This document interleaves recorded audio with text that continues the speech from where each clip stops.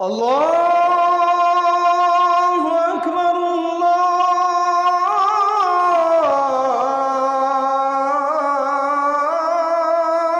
আকবার। আল্লাহ রাব্বুল আলামিন প্রথম একটানা 7 দিন বাতাস বন্ধ করে দিলেন। 7 দিন যদি বাতাস না থাকে অবস্থাটা কেমন হবে? শুধুমাত্র কোনো মতে কষ্ট করে করে অক্সিজেন নেওয়া যায় এমন একটা পরিস্থিতি। এছাড়া এক বিন্দু বাতাসও সেই এলাকায় নাই, অথচ এলাকাটাই ছিল কিন্তু ঘন গাছপালা বিশিষ্ট এলাকা। 7 দিন বাতাস নাই।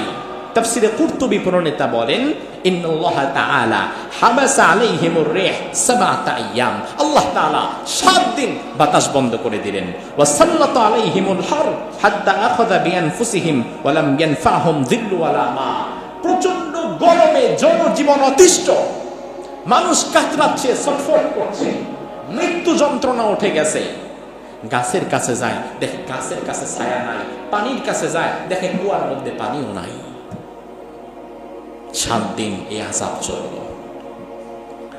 এরপরে আল্লাহ রাব্বুল আলামিন সূরা শূরার 199 নম্বর আয়াতের মধ্যে বললেন, ফাকাল্লাবুহু ফাআখাযাহুম আযাবু ইয়াউমিয যুল্লাহ ইন্নাহু কানা আযাবা ইয়াউমিন আযীম।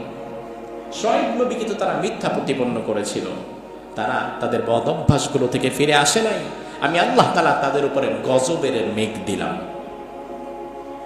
কে দিলেন? কে দিলেন? কি দিলেন? মেঘ। প্রচন্ড গরম, বৃষ্টির জন্য হাহাকার লেগে গেছে।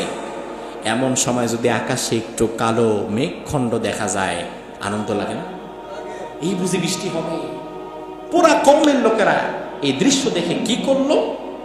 তাফসীর ইবনে কাসির প্রণেতা বলেন, জাআতহুম সাহাবাতুন আযীমা ফিহা নার ফাস্তাযাল্লু বিহা ফামতারাত আলাইহিম নারান ফাহতারাকু। তারা এই মেঘ দেখে খুব খুশি হয়ে গেছে, আরে এই বুঝি বৃষ্টি হবে, এই বুঝি একটু বাতাস পাবো। সব মানুষ আনন্দ নিয়ে নাচতে নাচতে মেঘের নিচে চলে গেছে। যখন মেঘের নিচে একত্রিত হয়েছে, আল্লাহ তাআলা ওই কালো মেঘের ভেতর থেকে অগ্নি বৃষ্টি দিছে ঠিক, কিন্তু আগুনের ফোঁটা ফলাইছে। যেদিক দিয়ে আগুনের ফোঁটা পড়তেছে, গোশত গলে গলে নিচে পড়তেছে, এবং অগ্নি বৃষ্টি আল্লাহ তাআলা দিয়েছে। শুধু তাই না, এই দৃশ্য যখন চলছে, এবার আল্লাহ তাআলা তার শেষ আক্রমণ যেটা, সেটা দিয়ে দিলেন। এই মাদিয়ানবাসীর আরেক নাম কোরআনে এসেছে আসহাবুল আইকাহ, অর্থাৎ ঘন গাছপালা বিশিষ্ট সম্প্রদায়। এই মাদিয়ানবাসীর, ওই মাদিয়ানের আধুনিক ম্যাপে যদি আপনি খুঁজতে চান, তাহলে ওই জায়গাটা বর্তমান জর্ডানের মধ্যে পড়ে। কোন দেশে? জর্ডান। শুআয়ব আলাইহিস সালাম সেই জাতির প্রতি প্রেরিত নবী। তাফসীর ইবনে কাসির প্রণেতা বলেন, কানা শুআয়ব আলাইহিস সালাম খতীবাল আম্বিয়া লিহুসনি মাওয়াদিহি ওয়া বায়ানিহি। অর্থাৎ শুআয়ব আলাইহিস সালামের একটা উপাধি ছিল, যেমন ইব্রাহিমের একটা উপাধি আছে, ইব্রাহিম মাশাআল্লাহ, মুসা কালিমুল্লাহ। শুআয়ব নবীর উপাধি হচ্ছে খতীবুল আম্বিয়া, অর্থাৎ তিনি এত চমৎকার কথা বলতেন, তার ভাষা ছিল অত্যন্ত প্রাঞ্জল। তার কথা শুনলে মানুষ খেই হারিয়ে ফেলত যে একজন মানুষ এত সুন্দর করে কথা বলে কিভাবে। এজন্য শুআয়ব নবীকে বলা হয় খতীবুল আম্বিয়া, নবীদের খতীব ছিলেন তিনি। সুবহানাল্লাহ। শুআয়ব নবীর আরেকটা পরিচয় আছে, তিনি ছিলেন আরেক রাগী নবীর শ্বশুর। কোন নবী? হ্যাঁ, মুসা নবীর শ্বশুর আল্লাহ শুআয়ব আলাইহিস সালাম। মুসা নবীর জীবনী আলোচনায় আপনারা শুনবেন, তিনি 10 বছর গা ঢাকা দিয়ে আন্ডারগ্রাউন্ডে ছিলেন, মিশর থেকে আন্ডারগ্রাউন্ডে ছিলেন মার্ডার কেসের আসামি হিসাবে। ওই 10 বছর তিনি এই শ্বশুরের কাছে ছিলেন। শুআয়ব আলাইহিস সালামের ব্যাপারে এবার আসুন, কোরআনে কারীম আমাদেরকে কি জানাচ্ছে, আমরা সে আলোচনায় চলে যাই। শুআয়ব আলাইহিস সালামের ব্যাপারে আল্লাহ তাআলা প্রথমত সূরা আরাফের 85 নম্বর আয়াত থেকে কথা বলা শুরু করেছেন। রব্বুল আলামিন বলেন, ওয়া ইলা মাদয়ানা আখাহুম শুআইবা ক্বালা ইয়া কওমি আবুদুল্লাহা মা লাকুম মিন ইলাহিন গায়রুহু ولقد جاءتكم بينة من ربكم فأوفوا الكيل والميزان ولا تبخسوا الناس أشياءهم ولا تفسدوا في الأرض بعد إصلاحها ذلكم خير لكم إن كنتم مؤمنين সুবহানাল্লাহ। আল্লাহ বলছেন, আমি মাদিয়ানবাসী ওই মাদিয়ানের লোকদের কাছে তাদের ভাই শুআয়বকে নবী হিসেবে পাঠিয়েছিলাম। শুআয়ব নবী এসে বললেন, নবীদের কমন দাওয়াত, প্রত্যেক নবীর কমন দাওয়াত ছিল, ইয়া কওম, ও আমার জাতি, ও উবুদুল্লাহ, এক আল্লাহর গোলামি করো, মা লাকুম মিন ইলাহিন গায়রুহু, তিনি ছাড়া তোমাদের আর কোন ইলাহ নাই। এই আয়াতকে সামনে রেখে আমরা মাদিয়ানবাসীর দুটো অপরাধ লক্ষ্য করি। প্রথম দুটো অপরাধ, একটা হচ্ছে মাদিয়ানবাসীর লোকগুলো তারা শিরিক করত। শিরিক যদি না করতো তাহলে নবী এসে কেন বলবে যে এক আল্লাহর ইবাদত করো, আল্লাহ ছাড়া আর কেউ নাই? এই কথা বলেই প্রমাণ করে তাদের প্রথম অপরাধ, তারা শিরিক করছিল। শুআয়ব আলাইহিস সালামের জাতি কি শিরিক করলো? তাফসীরে এসেছে আসহাবুল আইকাহ, তাদেরকে যে বলা হয় ঘন গাছপালা বিশিষ্ট সম্প্রদায়, তাদের ওই জমিনটা খুব উর্বর ছিল, গাছ লতা পাতা দিয়ে সবুজে ঘেরা চমৎকার একটা পরিবেশ। ওই বন জঙ্গলের ভিতরে বিরাট একটা বট বৃক্ষের মতো গাছ ছিল, শতবর্ষী গাছ। ওই কওমের লোকেরা ওই গাছকে তাদের ইলাহ, রব, আল্লাহ মনে করে ওই গাছের পূজা করত। পৃথিবীতে এখনো মুশরিকদের কিছু সম্প্রদায় কিন্তু গাছের পূজাও করে না? তাহলে এক নাম্বার অপরাধ, তারা শিরিক করলো, গাছের পূজা করলো। দুই নাম্বার অপরাধ কোরআন আমাদেরকে জানাচ্ছে, শুআয়ব আলাইহিস সালাম তাদেরকে বললেন, ফাআউফুল কাইলা ওয়াল মিজান, পরিমাপে কারচুপি করো না। পৃথিবীতে এই দাওয়াত তিনি ছাড়া তার পূর্বে আর কোন বিধান নাই। অর্থাৎ ওজনে কম দেওয়া, কারচুপি করা, এই সঞ্চাতুরি, বাটপারি, ধান্দাবাজি, এটা শুরুই হয়েছিল শুআয়ব আলাইহিস সালামের জামানা থেকে। সেই জামানার ব্যবসায়ীরা ওজনে খুব বাজেভাবে কারচুপি করত। তারা নেয়ার সময় নিত সঠিক দাম, কিন্তু দেওয়ার সময় পণ্যে পরিমাপে কম দিত, খারাপ দিত। এই রোগের রোগী বর্তমান পৃথিবীতে কি আছে? আল্লাহ হেফাজত করছে, মুসলমানদের মধ্যে নাই। যাক, আল্লাহ অন্তত হেফাজত করতে, সাভারে নাই এমন ব্যবসায়ী। আহারে, থুতুর উপর দিকে মারবেন, নিজের গায়ে পড়বেন, কারণ অধিকাংশতে আপনারা ব্যবসায়ী। মিষ্টি দোকানদার 1 কেজি মিষ্টি বিক্রি করবে 800 টাকা, 1000 টাকা, 1200 টাকা। 1 কেজিতে সর্বোচ্চ 10টা-12টা মিষ্টি উঠবে। কিন্তু মিষ্টির প্যাকেটটা এমনভাবে বানায়, প্যাকেটের তলাটা ইচ্ছাকৃতভাবে অনেক মোটা বানায় দেয়, যেন ওজন দিতে গেলে প্যাকেটটাই 250 গ্রাম হয়ে যায়। এটা তো উদাহরণ দিলাম, আর বাকি আমরা সবাই ফেরেশতা। এমন পাল্লা, এমন বাটখারাও পাওয়া যায় যেই পাল্লা পাথরের মধ্যে লেখা থাকবে 1 কেজি, অথচ এটা বানানোই হয়েছে 50 গ্রাম কম দিয়া। এজন্য কাস্টমার কেনার সময় দেখবে ঠিকই কিনতেছি, কিন্তু প্রতি কেজিতে সে 550 গ্রাম, 100 গ্রাম, 150 গ্রাম কম পাবে। এমন হতে পারে না? হতে পারে নাকি? হয়। সেটা মিষ্টি কিনতে যান, দুধ নিতে যান, মুরগি কিনতে যান, গরুর গোশত কিনতে যান, সব জায়গায় আমরা একে অপরকে ঠকাচ্ছি। এটা কেমন যেন সার্কেল আকারে ঘটতেছে, প্রত্যেক মানুষ এক এক জায়গায় প্রতারিত হচ্ছে। আল্লাহ রাব্বুল আলামিন কোরআনুল কারীমের সূরা মুতাফফিফিনের মধ্যে বললেন, ওয়াইলুল লিল মুতাফফিফিন আল্লাযীনা ইযা ইক্তালু আলান নাসি ইস্তাওফুন ওয়া ইযা কালুহুম আও ওয়াজানুহুম ইখসিরুন আলা ইয়াযুন্নু উলাইকা আন্নাহুম মাবউথুন। আল্লাহ বললেন, ধ্বংস, ওয়াইল, জাহান্নাম ওই ব্যক্তিদের জন্য, মুতাফফিফিন যারা পরিমাপে কারচুপি করে, যারা ব্যবসা করতে গিয়ে মানুষকে ঠকায়, মানুষের থেকে উপযুক্ত মূল্য নেয় কিন্তু জিনিস দেয় কম, তাদের জন্য ধ্বংস। আল্লাহ বললেন, এই মানুষগুলো যখন নিবে নেওয়ার সময় কম নিবে না, কিন্তু যখন দিবে দেওয়ার সময় তারা কম দিবে, পরিমাপে তারা কারচুপি করবে।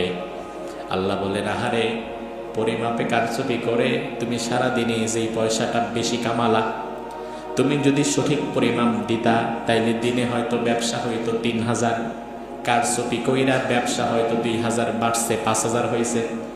এখন তুমি যে ২,০০০ বেশি কামিয়েছ, তুমি মনে করতে পারো তোমারে কেউ দেখে নাই, কেউ ধরবে না, দুদকও তোমার খবর নেয় নাই, মোবাইল কোর্টও তোমারে ধরে নাই। আল্লাহ বলে, বান্দারে, তুমি কি ভুলে গিয়েছ তোমাকে একদিন তোমার রবের সামনে আবার দাঁড়িয়ে যেতে হবে, নাকি হবে না? হবে কি না? আল্লাহ বলেন, আল্লাহ ইয়াযুন্নু উলাইকা আন্নাহুম মাবউথুন, এরা কি ভেবেছে যে তারা আর কোনোদিন আমার সামনে আসবে না? লিয়াউমিন আযীম, এক ভয়াবহ দিনে আমার কাছে তাদেরকে আসতে হবে, যেই দিন আর কোনো কুল কিনারা তাদের থাকবে না। আল্লাহর দরবারে একদিন দাঁড়াতে হবে। কোন দিন দাঁড়াতে হবে, কেমন দিন দাঁড়াতে হবে? আল্লাহ বললেন, ভয়ঙ্কর দিনে দাঁড়াতে হবে। ভয়ঙ্কর দিনটা কত ভয়ঙ্কর হবে? বিশ্বনবী হাদিসের মধ্যে বললেন, তুদনাশ শামসু ইয়াউমাল কিয়ামাতি মিনাল খালক হাত্তা তাকুনা মিনহুম কামিকদারি মিল। ওই দিনটা ভয়ঙ্কর এমন একটা দিন হবে, ওই দিনের নাম হচ্ছে ইয়াউমুল হাসর, হাসরের দিন। কোন দিন? হাসরের দিন। সব মানুষকে যখন আল্লাহর সামনে দাঁড় করিয়ে দেওয়া হবে, আল্লাহর হাবিব বলেন, তখন সৃষ্টি জগতের মাথার খুব কাছে সূর্যটাকে এনে সেট করে দেওয়া হবে। সূর্যটা কি বর্তমান আমাদের থেকে দূরে নাকি কাছে? কত দূরে? আমরা গত সোমবারে দারসুল কোরআনে এই বিষয়ে আলোচনা করেছি। 9,30,00,000 মাইল দূরে সূর্যের অবস্থা। আমার ভাইরা, দুনিয়াতে আপনি যত ভয়ঙ্কর আগুনই জ্বালান, সর্বোচ্চটুকু গ্যাসের পাওয়ার যদি আপনি বাড়ায় দেন, গ্যাসের চুলাটা যদি নিচতলায় থাকে আর আপনার পাতিল যদি 2 তলায় থাকে, নিচতলার গ্যাসের চুলা 2 তলার ভাতের পাতিলে ভাত রান্না করতে পারবে না, তা যাবে না। অথচ সূর্যটা 9,30,00,000 মাইল দূর থেকে চৈত্রের প্রখর রোদে মাত্র 44-45 ডিগ্রি সেলসিয়াস তাপমাত্রা যদি আমাদের দিকে দেয়, তাহলে আমাদের মাঠ ঘাট তো দূরের কথা, আমাদের পুকুরের পানি শুদ্ধ গরম হয়ে যায়।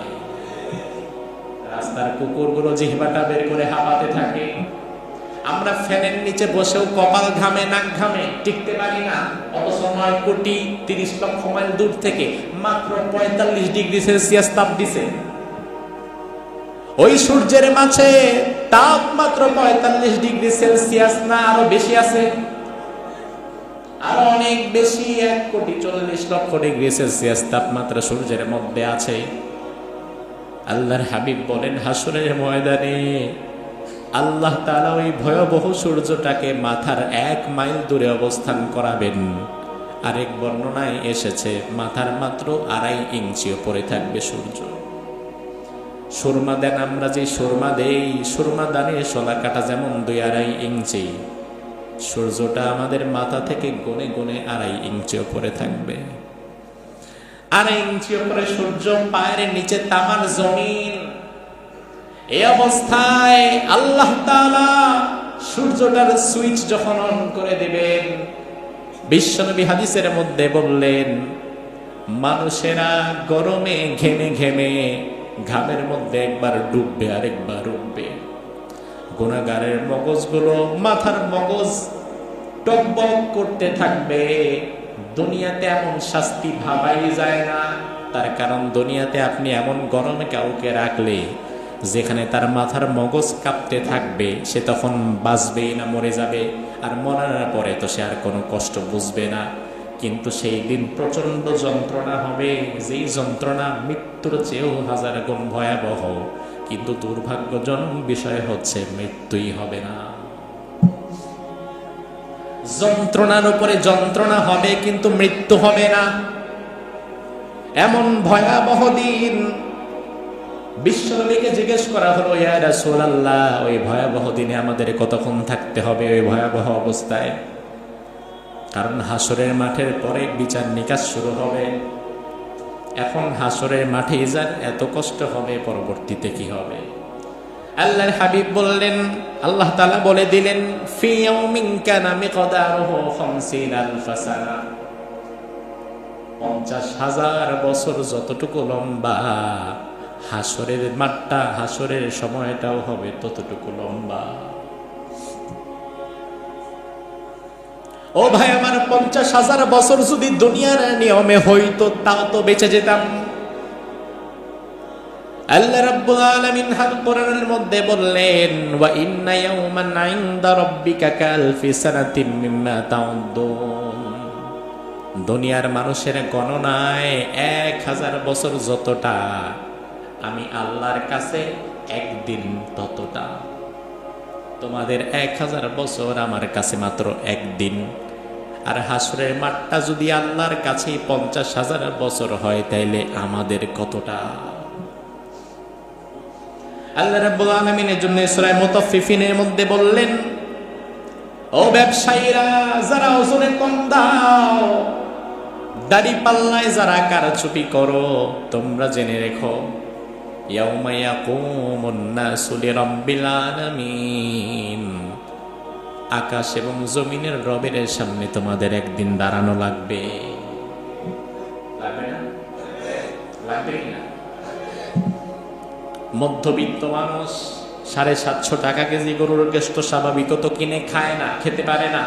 15,000 টাকা বেতন, 10-12, 15,000 টাকা বেতন। ওই মধ্যবিত্ত মানুষের ঘরেও যখন একজন মেহমান আসে, তার খুব নিকটাত্মীয় আসে, শুক্রবারে সকালবেলা উঠে পকেটের ভাঙতি খুচরা টাকাগুলো একত্রিত করে আরো 200 টাকা প্রয়োজনে ধার করে বাজারে আসে 1 কেজি গরুর গোশত কিনবে। 1 কেজি গরুর গোশত সে কিনলো, নিয়মিত কিনে না, এই জন্য খুব একটা ভালো বুঝতেও পারে না। 1 কেজি গরুর গোশত কেনার সময় মেপে মেপে 1 কেজি দোকানদার তাকে দিল, অথচ বস্তুত আনার পরে যদি অন্য কোনো দাড়ি পাল্লায় এটা ওজন দেয়, তাইলে দেখা যাবে 750 গ্রাম আছে। এমন হয় না? কত সলসাতুরি আর বাটপারি করে যে একটা জিনিস আপনার কাছে বিক্রি করবে, তাহলে আপনি যে তাকে 250 গ্রাম কম দিলেন, 750 টাকার 250 গ্রাম কম দিয়া 75 টাকা বেশি লাভ করলেন। অথচ আমার আল্লাহ বলে, বান্দারে, তুমি কি ভুলে গিয়েছো নাকি আমি আল্লাহর দরবারে তোমাকে আরেকদিন দাঁড়াতে হবে? কিভাবে দাঁড়াবেন, কেমন ভাবে দাঁড়াবেন? আল্লাহর হাবিব বলেন, হুফাতান উরাতান গুরলা। কিভাবে দাঁড়াবেন শোনেন, এমন ভাবে দাঁড়াবেন, মাথার উপরে মাথা ঢাকার জন্য কোনো টুপি থাকবে না, শরীরে গরম থেকে বাঁচার জন্য শরীরের মধ্যে কোনো জামাও থাকবে না, এমনকি পায়ের নিচের গরম থেকে বাঁচার জন্য পায়ের মধ্যে কোনো জুতাও থাকবে না, মাথা থেকে পা পর্যন্ত একেবারে উলঙ্গ। সব মানুষ উলঙ্গ হয়ে দাঁড়িয়ে আছে। মা আয়েশা বললেন, ইয়া রাসূলুল্লাহ, আর রিজালু ওয়ান নিসাউ জামিআ ইয়ানদুরু বা'দুহুম ইলা বা'দ, নারী পুরুষ সবাই একে অপরের দিকে তাকাবে না, সবাই যেহেতু উলঙ্গ থাকবে। বিশ্বনবী বললেন, আয়েশা, আল আমরু আহাম্মু মিন আইয়ানদুরু বা'দুহুম ইলা বা'দ, ওই ভয়াবহ দিনে একের দিকে অপরের তাকানো তো দূরের কথা, প্রত্যেক মানুষ নিজের অস্তিত্বই ভুলতে বসবে। ওই কঠিন ভয়াবহ দিনে আল্লাহর দরবারে হিসাবের জন্য দাঁড়িয়ে যেতে হবে। এজন্য আল্লাহর ওয়াস্তে মেহেরবানি করে দুনিয়াতে ব্যবসায় 50 টাকা 100 টাকা বেশি লাভ করতে যে কাউরে ঠকাবেন না তো ভাই, কাউকে ওজনে কম দিবেন না তো ভাই। এতদিন ভুল করেছেন, আল্লাহ তাআলার কাছে মাফ চান। অন্তত আজকের এই বিষয়গুলো জানার পরে আল্লাহর ওয়াস্তে ব্যবসায়িকভাবে ওজনে কারচুপি করা বন্ধ করে দেন। আল্লাহ তাআলা আমাদেরকে হিদায়াত দান করুন, বলি আমিন। আমার ভাই, আল্লাহ রাব্বুল আলামিন মাদিয়ানবাসীর 1 নম্বর অপরাধ বললেন শিরিক। 1 নম্বর, 2 নম্বর ওজনে কম, ওজনে কারচুপি। এবার আসেন 3 নম্বর অপরাধ। কোরআনে কারিমে আল্লাহ বললেন, ওয়ালা তাবখাসুন নাসা আশিয়াহুম ওয়ালা তা'থাউ ফিল আরদি মুফসিদিন। তোমরা মানুষের প্রাপ্য অংশ তাদেরকে কম দিও না, মানুষের প্রাপ্য অংশে তোমরা ভাগ বসিও না। অর্থাৎ ওই মানুষগুলো মানুষের প্রাপ্য অংশে ভাগ বসাতো, যে ভাগটা আসলে তার না। এই আয়াতের ব্যাখ্যায় তাফসিরে খাজিন প্রণেতা তিনি বলেন, ওয়াকানু ইয়াখুযুনা মিনাল মাররাতিল উশর, অর্থাৎ মাদিয়ানবাসীর লোকগুলো তারা তাদের অঞ্চলে যেই ব্যবসায়ী বণিকরা আসতো ব্যবসা করতে, প্রত্যেকের কাছ থেকে তারা 10 ভাগ চাঁদা গ্রহণ করত। কি নিত? কথা কোন? কয় ভাগ? কয় পার্সেন্ট? 10%। মোটামুটি আল্লাহ দিলে 10% চাঁদার ইতিহাস তো বহু আগে থেকে আছে, এখন তো নাই। তো পার্সেন্টেজ কি কমছে না আরো বাড়ছে? আমি তো অবাক হয়ে যাই। মাদিয়ানবাসীর লোকগুলো তারা তাদের ব্যবসায়ীদের কাছ থেকে 10% চাঁদা গ্রহণ করত। এজন্য আল্লাহ বলছেন, ওয়ালা তাবখাসুন নাস, মানুষের প্রাপ্য অংশে তুমি হাত দিও না, তুমি ভাগ বসিও না। কারণ চাঁদা যেটা নিচ্ছেন আপনি, ওই অংশটা কি আসলে আপনার? কথা কয় না। যে দিচ্ছে সে স্বেচ্ছায় দেয় নাকি ভয়ে দেয়? ভয়ে আতঙ্কে জোর করে দেয়। তার কারণ না দিলে তো আপনি আবার পাথর দিয়ে মেরে ফেলতে পারেন, সে তো ভয় দিচ্ছে। এই যে মানুষের কাছ থেকে 10 ভাগ চাঁদা গ্রহণ করার ট্রেডিশন মাদিয়ানবাসীর কাছ থেকে এসেছে, ওই পাপিষ্ট পাপাচারীদের কাছ থেকে এসেছে। আপনি চাঁদাবাজি করে কি করবেন ভাই? আপনার হাত নাই, আপনার পা নাই, আপনার বিবেক বুদ্ধি নাই। জুমার দিন, জুমার নামাজের পরে বাসস্ট্যান্ড মসজিদ থেকে বের হয়ে দেখবেন 10, 12, 15 জন ভিক্ষুক দাঁড়ায় দাঁড়ায় ভিক্ষা করতেছে, হাত পাচ্ছে, আমরা 5 টাকা 10 টাকা 15 টাকা দিচ্ছি। আবার দেখবেন বাস স্ট্যান্ডের নিচে যান, বাস স্ট্যান্ডের নিচে গিয়ে দেখবেন কিছু মানুষ আছে যাদের হাতও নাই, পায়ের একটা অংশও নাই, শরীরটাকে হামাগুড়ি দিয়া দৌড়াচ্ছে। সামনে একটা পাতিল রেখে দিছে, একটা বক্স রেখে দিছে, হাত নাই পা নাই, সামনে একটা থালা নিয়ে ভিক্ষা করে খাচ্ছে। ওই লোকটার যতটুকু সম্মান তোমার মতো চাঁদাবাজের ততটুকু সম্মানও নাই। আর কিছু যদি না পারো, অন্তত চাঁদাবাজি ধান্দাবাজি বাদ দিয়ে মসজিদের সামনে দোকানে দোকানে ভিক্ষার থালা নিয়ে যাও, আমরা খুশি হয়ে গেছে, দিয়ে দেব নি। তবু আল্লাহর ওয়াস্তে সেই মাদিয়ানবাসীর রোগ ভাইরাস তুমি তোমার মধ্যে ভরে ফেলো না। এটা ভয়াবহ ভাইরাস। কোরআনে কারিমে আল্লাহ তাআলা এ বিষয়ে ভয়াবহ কথা বলেছেন। আমার ভাইরা, দুনিয়াতে আপনি কার জন্য হারাম খাবেন, কার জন্য হারাম কামাবেন? ও ভাই আমার, আপনি যখন হারাম উপার্জন করবেন, হারামের টাকার ভাগ কিন্তু সবাই নেবে, কিন্তু আপনি যখন বিপদে পড়বেন, হারামের পাপের ভাগ কেউ নেবে না। নাকি নেবে? ধরেন একজন চোর, সে আজকে সাভারে পকেট মেরে কিছু টাকা পয়সা নিয়ে বাড়ি গেছে। ওই পকেট মারের কাছে 1-1,500 টাকা ছিল, সে মুরগি টুরগি কিনে, চাল ডাল কিনে বাড়ি গেছে, স্ত্রী সন্তান পরিবার পরিজন সবাই খাইছে। কালকে আবারও চুরি করতে আসছে, কিন্তু কালকে ভাগ্য সায় দেয় নাই, ধরা পড়ে গেছে। এখন নাইটটা কি পরিবারের সবাই খাইছে না একাই? তো দুনিয়াতে যদি এমন হয়, পরকালে কি সবাই খাবে? এজন্য আল্লাহ রাব্বুল আলামিন আদ জাতির মাদিয়ানবাসীর 3 নম্বর অপরাধের বিষয়ে আমাদেরকে জানিয়ে দিয়েছেন। তারা ব্যবসায়ী বণিকদের কাছ থেকে 10 ভাগ চাঁদা গ্রহণ করত। শুআয়ব আলাইহিস সালাম যখন বারবার দাওয়াত দিলেন, এক পর্যায়ে কওমের প্রতিক্রিয়া কি, ওই জাতির লোকেরা তাদের নবীরে কি বলল, আল্লাহ তাআলা কোরআনে সেটাও তুলে দিয়েছেন। ওই জাতির লোকেরা প্রথমে শুআয়ব আলাইহিস সালামকে বলল, শুআয়ব শোনো, ক্বালু ইয়া শুআয়ব ওয়া সালাতুকা তা'মুরুকা আন নাতরুকা মা ইয়াবুদু আবাউনা আও আন নাফআলা ফি আমওয়ালিনা মা নাশা ইন্নাকা লা আনতাল হালিমুর রাশীদ। সুবহানাল্লাহ।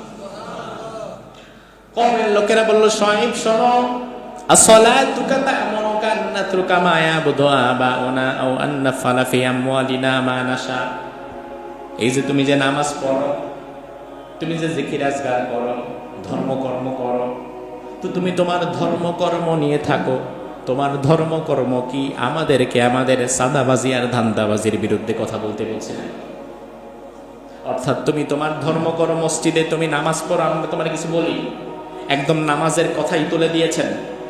কওমের লোকেরা নবীকে বলছে, আপনি যে নামাজ পড়েন আমরা আপনারে বাধা দেই, আপনি যে জিকির করেন আমরা আপনারে বাধা দেই, আপনি যে রোজা রাখেন আমরা কি আপনারে বাধা দেই নাকি? আমরা তো আপনারে বাধা দেই না, আপনার জন্য আপনার জায়গা আমরা ছেড়ে দিয়েছি। তাইলে আমরা কার থেকে কতটুকু চাঁদা নেব, কারো পরে জুলুম করব, আর কারে আমরা ব্যবসায় কম দিব, কারে ওজনে কম দিব, সেই সমস্ত বিষয়ে আপনি নাক গলান কেন? অর্থাৎ আপনার ধর্ম থাকবে আপনার মসজিদে, ধর্ম থাকবে আপনার কাছে, ধর্ম আপনার নিজের কাছে রাখেন, ধর্মকে আপনি বাহিরে আনেন কেন? ধর্মকে আপনি পেশাগত জীবনে কেন আনেন? ধর্মকে আপনি পরিবারে কেন আনেন? ধর্মকে আপনি সমাজে কেন আনেন? রাষ্ট্রে কেন আনেন? আমাদের নীতি নৈতিকতার মধ্যে কেন আনেন? ঠিক বর্তমানেও ভাই এমন কিছু মানুষ দেখবেন, যারা একই সুরে কথা বলে, তারা বলে আপনারা ধর্মকর্ম করেন, আপনাদের পরে আমাদের কোনো কথা নাই, কিন্তু রাজনীতির কোনো কথা বলতে আইসেন না। অর্থাৎ তারা ইসলাম থেকে পুরা রাজনীতিকে ভিন্ন করে ফেলেছে। আমার ভাইরা ভালো করে বোঝেন, আমাদের দায়িত্ব শুধু মসজিদের মিম্বারে বসে মিসওয়াকের সুন্নাতের ওয়াজ করা নয়। আমাদের দায়িত্ব শুধু মসজিদের মিম্বারে বসে মধু খাওয়া সুন্নতেই ওয়াজ করা নয়, বরং আমরা মিসওয়াকের গুরুত্ব বোঝাবো, মিসওয়াকের সুন্নাতের ওয়াজ করব। একই সাথে বিশ্বনবী আবার কখনো কখনো মিসওয়াক ছেড়ে সমাজের জালিমদের বিরুদ্ধে, যে অন্যায়ের জন্য, অন্যায়ের বিরুদ্ধে তিনি যে জিহাদের জন্য হাতে তলোয়ার নিয়েছেন, সেই ওয়াজও করা লাগবে। মিসওয়াকের ওয়াজ দিয়ে সমাজে আপনি শান্তি প্রতিষ্ঠা করতে পারবেন না। এই জন্য আমার ধর্মকে আমি শুধু মসজিদের মধ্যে রাখবো না, বরং আমি যাব যেখানে আমার ধর্ম থাকবে সেখানে। কিন্তু যারা ধর্মকে রাজনীতিতে আনতে ভয় পায়, সমাজ নীতিতে নিতে ভয় পায়, পরিবারের নীতিতে নিতে ভয় পায়, বুঝতে হবে তাদের মধ্যে ভেজাল আছে না নাই? কি ভেজাল? কারণ ওই মানুষগুলো জানে, ধর্ম যদি আমার পরিবারে ঢুকে, তাইলে আমার বউ, আমার বড় মেয়েটা বেপরদায় রাস্তাঘাটে বের হতে পারবে না। ধর্ম যদি আমার সমাজে ঢুকে, তাইলে আমি আমার সমাজের মধ্যে অশ্লীলতার বেহায়াপনা করে চলতে পারবো না। ধর্ম যদি আমার পেশাগত জীবনে ঢোকে, আমি তো চাঁদাবাজি, টেন্ডারবাজি বা হারাম খেতে পারবো না। ধর্ম যদি আমার রাজনীতির মধ্যে ঢোকে, তাইলে আমার মতো অথর্ব অযোগ্য জালিম তো আর কোনোদিন ক্ষমতায়ও যাইতে পারবে না। এই জন্যই মানুষগুলো ধর্মকে মসজিদের মধ্যে সীমাবদ্ধ রাখতে চায়, যেটা মাদিয়ানবাসীর লোকেরা চাইতো। শুআয়ব আলাইহিস সালাম কিছুই বললেন না, তিনি তার দাওয়াত চলমান রাখলেন। এবার মাদিয়ানবাসীর লোকেরা 2 নম্বরে শুআয়ব আলাইহিস সালামকে বলল, قال الملأ الذين استكبروا من قومه لنخرجنك يا شعيب والذين آمنوا معك من قريتنا أو لتعودن في ملتنا। ও শুআয়ব শোনো, কওমের বড় বড় লোকেরা বলল, ও শুআয়ব নবী শোনো ভালো করে, তুমি যদি আমাদের রীতিনীতি পরিপূর্ণ মেনে না নাও, আমাদের কাজকর্ম যদি তুমি মেনে নিতে না পারো, লানুখরিজান্নাকা ইয়া শুআয়ব, তাহলে অতি শীঘ্রই তোমাকে আমরা দেশ ছাড়া করব। এই হুমকি আপনারা যারা পূর্বের আলোচনাগুলো শুনেছেন, আপনারা জবাব দেন, দেশ ছাড়া করার এই হুমকি কি এই প্রথম নাকি আগেও ছিল? এখনো? ভাই, তুমি তো দিনের পথে যারা থাকে তুমি তাদেরকে দেশ ছাড়া করার হুমকি দাও, অথচ আকাশ এবং জমিনের মালিক আল্লাহ তোমাদের যে কোনো সময় দুনিয়া ছাড়া করতে পারে। শুআয়ব আলাইহিস সালাম কিছুই বললেন না। কওমের লোকেরা এবার বলল, শুআয়ব শুনে নাও, ক্বালু ইয়া শুআয়ব মা নাফকাহু কাসীরাম মিম্মা তাকুল ওয়া ইন্না লানারাকা ফীনা যায়ীফা ওয়ালাউলা রাহতুকা লারাজামনাক ওয়া মা আনতা আলাইনা বিআযীজ। ও শুআয়ব শোনো, তোমার বংশধরেরা তারা একটু প্রভাবশালী, এই জন্য তোমারে আমরা কিছু বললাম না। তোমার বংশধরেরা তারা যদি প্রভাবশালী না থাকতো, তাইলে আমরা পাথর মেরে মেরে তোমারে আমরা এখানে ক্রস ফায়ার দিয়ে মেরে ফেলতাম। তোমাকে আমরা পাথর মেরে মেরে ফেলতাম যদি তোমার বংশের লোকেরা যদি একটু প্রভাবশালী না থাকতো। ওমা আনতা আলাইনা বিআযীজ, আর তুমি তো শক্তিশালী না। আরে আমি শক্তিশালী না তো কি হয়েছে? আমার ক্ষমতা নাই তো কি হয়েছে? আমার আল্লাহ নাই? আমার আল্লাহ নাই তো আমি যদি আল্লাহর কথা বলি, তুমি যদি আমার বিরুদ্ধে যাও, বিশ্বাস করো তুমি আমার বিরুদ্ধে না, তুমি তোমার রবের বিরুদ্ধে গিয়েছো। আল্লাহর বিরুদ্ধে গিয়ে কতক্ষণ টিকতে পারো দেখা যাবে আল্লাহর বিরুদ্ধে গিয়ে তুমি কতক্ষণ টিকতে পারো। শুআয়ব নবীর কওমের লোকেরা বলল, তোমার কথাই তো আমরা বুঝি না, কি পাগলের মতো সারাদিন আমাদের পেছনে লেগে থাকো। অথচ আমরা আলোচনার শুরুতে বলেছিলাম, তিনি ছিলেন নবীদের মধ্যে খুব চমৎকার ভাষী একজন নবী, খতীবুল আম্বিয়া।